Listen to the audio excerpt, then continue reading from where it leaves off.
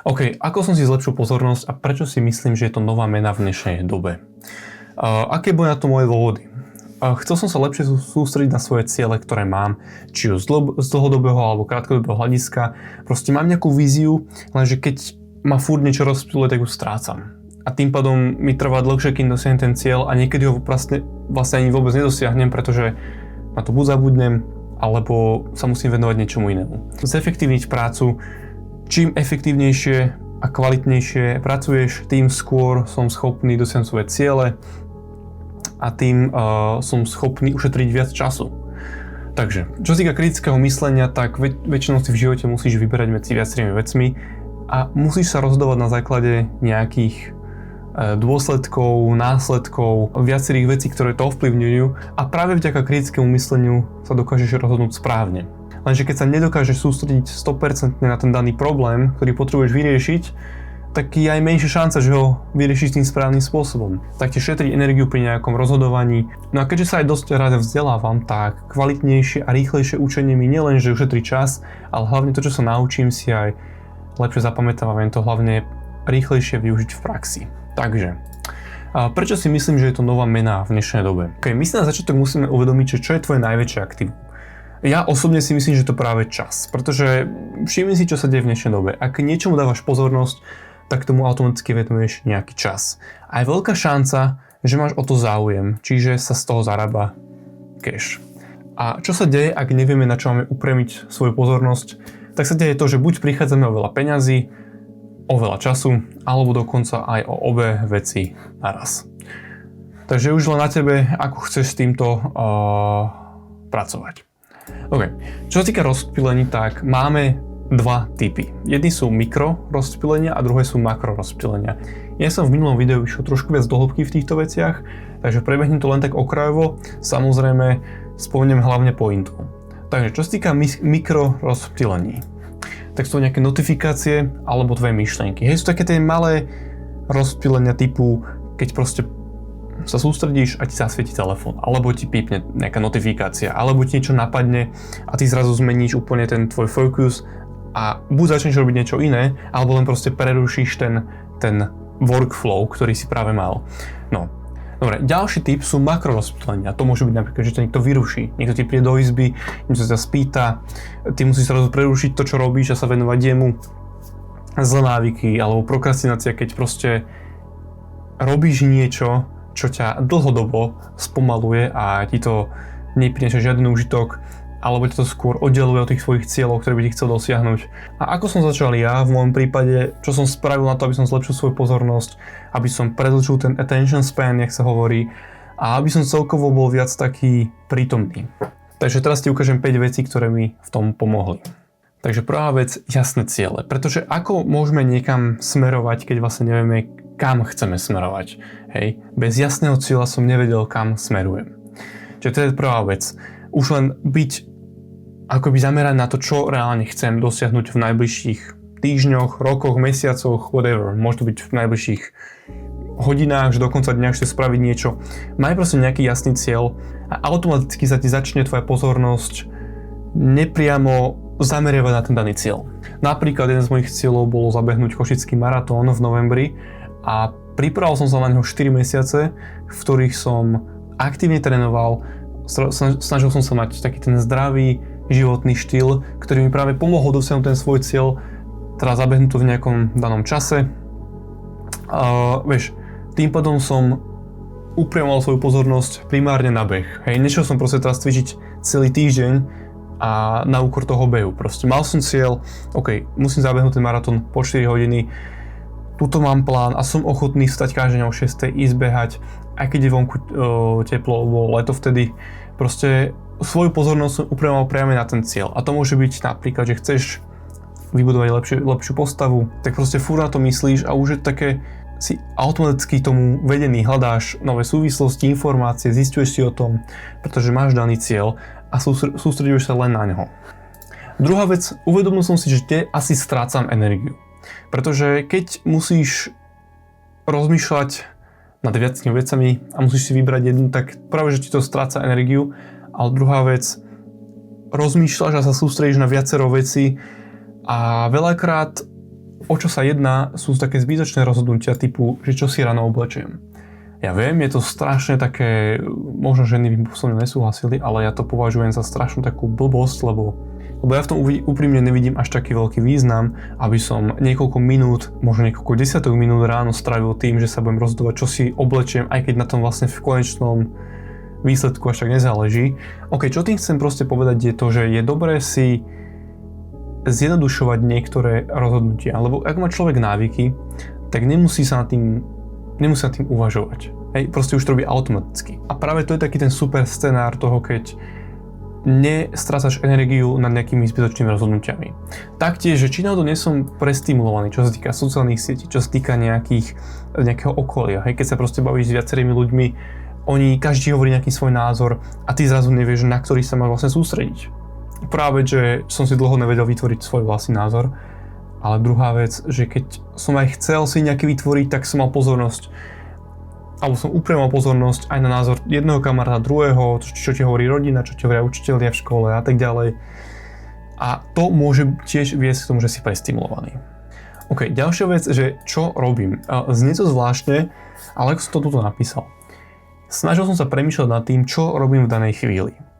A toto ti veľmi dokáže pomôcť sa sústrediť na daný prítomný okamih a nebyť myšlienkami niekde inde. Pretože ty premýšľaš, OK, čo som teraz spravil? Teraz som klikol na ľavé tlačítko, potiahol som pravou rukou doprava, vytvoril som nejakú čiaru, hej, dobre, nemusíš to hovoriť takto podrobne, hej, ale proste, OK, čo som spravil v danom momente, v danej sekunde. Napríklad som to robil pri tom, keď napríklad zamykáš, hej, tak som vždycky bol taký, že zamkol som vôbec, pretože som bol myšlienkami úplne kde inde. Tým, že som začal rozmýšľať nad tými vecami, že čo presne v tomto bode robím, tak to mi dosť umožnilo byť práve že viac prítomný, ale hlavne som nebol myšlienkami niekde inde. Pretože neskôr môžeš veľa vecí zabudnúť, že ok, spravil som to, nespravil som to, odovzdal som to, čo mám ešte spraviť a tak ďalej. Proste sa zamyslíš nad tým, čo ti povedal tvoj spolužiak, kolega, kamarát včera alebo pred mesiacom, alebo ťa napadne nejaký vtip a ty proste úplne sa ako keby distraktneš. Pretože si neupriamil tú pozornosť na daný prítomný okamih. Alebo napríklad pri šoferovaní, hej, to tiež celkom dosť podstatné. Ono, jediná vec, alebo nevýhoda tohto, že na to musíš myslieť a musíš to robiť vedome. Pretože podvedome vždycky ti príde niekoľko myšlienok a pretože podvedome ti príde vždycky niekoľko myšlienok, niekoľko vecí do hlavy v danej chvíli a ty musíš sa presne, a ty sa proste musíš cez to ako keby tak predrať a sústrediť sa na to, čo robíš v danej chvíli. Dobre, toto boli makro rozptýlenia a teraz ako som práve vyriešil tieto mikro rozptýlenia, čo sa týka digitálnych technológií, čo sa týka mojich myšlienok a tak ďalej. Takže odinštaloval som si sociálne siete. Je to ten najviac basic tip, ktorý odporúčam každému. Mne to extrémne pomohlo, akože fakt mi to zmenilo život o 180 stupňov. Práve, že na tých sociálnych sieťach vidíš strašne veľa názorov a ja som s tým mal problém, že som si nevedel vytvoriť svoj vlastný názor a či som sa nevedel, na čo sa mám sústrediť. Druhá vec, to prestimulovanie, tým, že kúkaš short form obsah, ktorý trvá reálne pár sekúnd, tak ty si proste skracuješ tú pozornosť, ten attention span. V čom je to podstatné, ak náhodou nevieš? Tým, že udržíš pozornosť iba pár sekúnd, tak prichádzaš možno že o to, aby si efektívne dosiahol svoje ciele. Hej, to je presne to. Ja som chcel vedieť udržať svoju pozornosť napríklad na nejakej prednáške, pri čítaní, pri práci, aspoň niekoľko minút a najlepšie niekoľko hodín, hej. Akože niekoľko minút myslím 20, 30, 40 minút non-stop byť sústredený len na danú aktivitu. Samozrejme, že sa to nedá 100%, hej, vždycky ti niečo napadne a tak ďalej, lenže pointa je sa vždycky vrácať k tomu a sa snažiť udržať tú pozornosť čo najdlhšie. Hneď spomeniem k tomu viac. Taktiež som začal používať nejaké toolsy, napríklad Jomo, Blockit, Undistracted. A to sú toolsy do prehľadače, ktoré si reálne len proste stiahneš z Chromu alebo odkiaľ, z nejakej extension knižnice. Napríklad toto je ten Undistracted, no teraz som vypnuté, ale keď poviem ako na YouTube, tak čo sa deje, že ja nevidím žiadne thumbnaily, ja nevidím nič. Reálne mám proste len čierny screen a musím vyhľadať, čo reálne chcem. To je úplne super, lebo keď niečo potrebujem vyhľadať, tak len vyhľadám, dáme, že cars, a nevidím thumbnaily, vidím len popisy. Samozrejme, sa niekedy musím vypnúť, aby som videl, čo proste potrebujem vyhľadať. len mne to umožní kliknúť na jednu vec, jedno video, OK, zistiť, čo potrebujem vyriešiť, nájdem riešenie a idem hneď preč. Pretože ak by som mal zapnuté thumbnaily, tak napríklad, OK, toto vyzerá brutálne, idem si to pozrieť. OK, má to 2 hodiny. Ale chápeme pointu. Hej, nejaký Mercedes, je to síce reklama, ale proste, že klikneš na to a hneď stráviš ďalších proste, ako to Reelsko, hej. Klikol by si na to a stráviš proste ďalších 15 sekúnd na niečom a tak ďalej. No a proste následne sa tomu nevieš vrátiť, čo si robil. Čiže, to bol Undistracted, veľmi odporúčam, je to všetko zadarmo. Potom je Blockit, to je takto. Toto je napríklad Blockit, hej, máš tu Facebook, YouTube, Instagram, LinkedIn, X. Tu si vieš zablokovať svoje stránky, ktoré chceš. A napríklad na Instagrame proste, keď otvorím Instagram, tak ja nevidím zase ten feed. Nevidím, môžem to otvoriť. Pre príklad Instagram.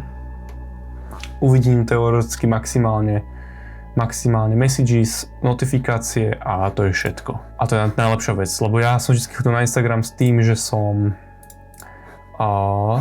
tam strávil strašne veľa času, lebo OK, otvoríš jednu storku, otvoríš ďalšiu, pozrieš nejaké reelsky posty. Ja som strašne ako keby ti to zoberie veľa času. Ja to proste strašne rozpíli, ti to zoberie veľa času. No a ešte som nespomenul ten Jomo, to je tiež úplne super, keď som na prácu, to používam reálne že denne a jedná sa o to, tu je to. Tam si proste spravíš svoje vlastné sessions a tu si vyberieš aplikácie, ktoré chceš, a tam napríklad WhatsApp, no a samozrejme web stránky, ktoré chceš zablokovať, keywords a tak ďalej. Tam reálne iba kvôli WhatsAppu toto používam, aby som sa vedel sústrediť iba na to, napríklad keď striham alebo keď sa učím, tak aby som proste nešiel zbytočne na WhatsApp, aby som zbytočne nešiel na Instagram a tak ďalej. Toto mi vlastne zablokuje všetko a trvá to 1 hodinu. No. A ešte mám taký bonusový tip a to sú dýchacie cvičenia / meditácie. Ja to považujem za takú mikro / makro techniku. Ide o to, že ty keď niečo robíš, ako som spomínal, napadne ti nejaká myšlienka a ty zrazu upriamiš pozornosť na ňu, na nejaký joke, whatever, čo povedal tvoj kolega a zrazu sa proste rozptýliš z toho, čo si robil a zrazu začne tú efektivitu tej práce. Čo robíš pri meditáciách je to, že ty sa snažíš jedna vec, že sústrediť na svoj dých, tak to robím aspoň ja, ale druhá vec, keď ti niečo napadne, nejaká myšlienka, ty ju dáš preč a vrátiš sa späť na ten dých. A to robíš dokola. A nejde o to, keď sa náhodou nevieš sústrediť, lebo je to v pohode. Ani ja sa neviem, niekedy sú lepšie, niekedy ťažšie. Ale na začiatku som si mal problém, že som nevedel dlho upriamiť tú pozornosť len na ten dých. Furt mi čo napadlo. A ja som paradoxne taký človek, ktorému napadne strašne veľa vecí a nad strašne veľa vecami rozmýšľa. Takže preto som to začal aplikovať a výrazne mi to pomáha, pretože sa učím tej pozornosti, učím sa tomu prítomnému okamihu sa zamerať len na danú vec. A ak mi napadne nejaká myšlienka napríklad pri práci, tak ja ju zoberiem a dám ju preč a vrátim sa spätne k tomu, čo som robil. Najlepšie čo najrýchlejšie. A nesnažím sa hlavne nad tým nejak uvažovať tak ďalej. No, robil som to vonku, pretože tam nejaký čerstvý vzduch tak prekysličí hlavu, ťa to úplne tak si oddychneš, tak vyresetuje. Čiže ja to dosť odporúčam pred prácou, len tak ráno, večer, kedy chceš si trošku oddychnúť. Dokonca sme zlepšilo mi to dokonca aj náladu. A robil som celé video ohľadom tohto a ohľadom Wim Hofovej metódy, takže je to na YouTube, kľudne choď, pozri si to. A ak ty chceš niečo s týmto spraviť a si nejak zlepšiť pozornosť, tak už si spravil prvý krok k tomu, že namiesto toho, aby si scrolloval Reelska, tak si išiel a si klikol na long form video, ktoré nemá v sebe efekty, titulky ani nič podobné. A práve toto je to, čo ti dokáže pomaličky zlepšovať tvoju pozornosť. A je veľká šanca, že si tohto niečo aj odnesieš, pretože tvoj mozog musí aktívne nad tým premýšľať, čo tu vlastne hovorím, bez toho, aby si mal nejaké extra stimuly, hej, ok, obrázky neráta.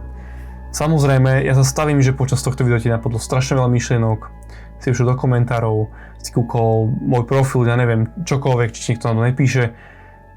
OK, treba to akceptovať, treba si to uvedomiť a následne zobrať tieto tipy, ktoré som ti tu povedal a začať ich aplikovať. Takže tak, ak som ti náhodou pomohol, tak ma môžeš podporiť tým, že klikneš na tlačítko odoberať. Tým pádom pomôžeš mne a pomôžeš tomuto kanálu, aby rástol a pomohol by som takto ďalším ľuďom ako si ty. Takže tak, pekný deň.